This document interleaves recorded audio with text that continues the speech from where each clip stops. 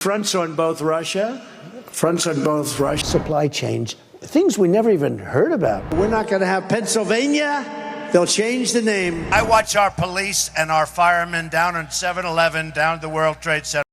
I want to highlight a few clips really quick because the media coverage between Biden gaffes and Trump gaffes is pretty wide. Where Biden gaffes have sort of taken a mainstream appeal, media isn't really covering Trump gaffes to the same degree despite them happening daily. And I love when his supporters say, oh, it's because they just don't happen, which just instantly shows me you don't even watch his speeches because it's like 5, 10, 15, 20 minutes of straight incoherent rambling almost every time, and a lot of delusional statements to mix in with it. You can make the argument that you think he's not as bad or blah, blah, blah, but pretending he's not also pushing his limits is just blind denial. Here's Trump seemingly forgetting who the leader of Turkey is or mistaking it for Hungary in a complete mental lapse. Viktor Orban. Did anyone ever hear of him? He's probably like one of the strongest leaders anywhere in the world. And he's the leader of, right? He's the leader of Turkey. Fronts on both Russia.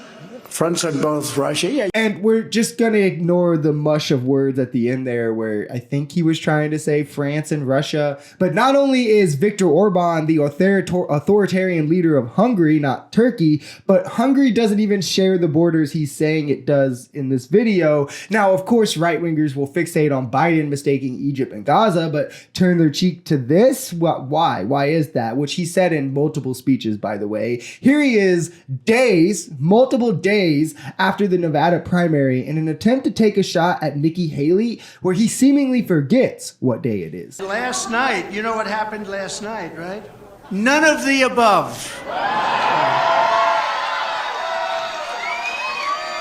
So I'd like to congratulate none of the above. As you can see on the corner of the video there, this was the 9th and the primary was on 6th, a Tuesday, whereas this speech was over the weekend. Again, if Biden did this, it would be all over right-wing news cycles, but even left-wing media is hardly covering stuff like this despite it happening daily. Here's just a silly one, Trump calling supply chain supply change, and then saying, oh, we've never heard of that. Look at even things like supply chains. Things we never even heard about. I mean, he's right. I've definitely never heard of that one. Trump then going on to deliriously say, Republicans have to win or they'll change the name of Pennsylvania, those Democrats. We have to win in November or we're not going to have Pennsylvania.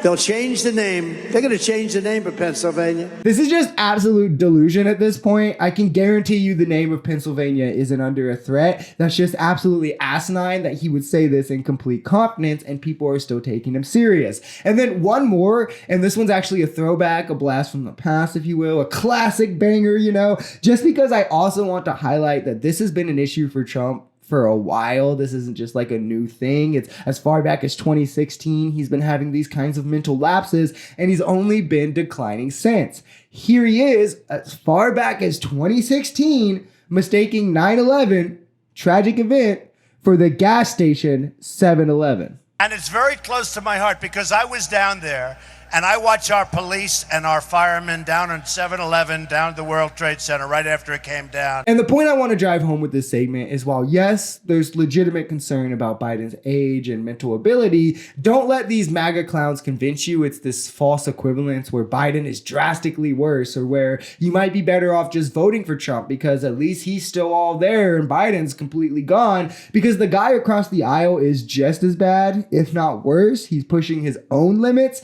and honestly, this is a great case study for age limits in the Oval Office. If you enjoyed this video, we're Social Society. We're a commentary channel influenced by politics, society, and the economy. We are pretty left-leaning on this channel, but we're open to our right-wingers as well. The biggest thing here is having conversations that get everyone to the bottom of the truth. If that sounds like something that could interest you, consider smashing that subscribe button, leaving us a like, or even commenting on this video. We even have memberships available as low as $3 if you'd like to support, because the only way we become a society is together.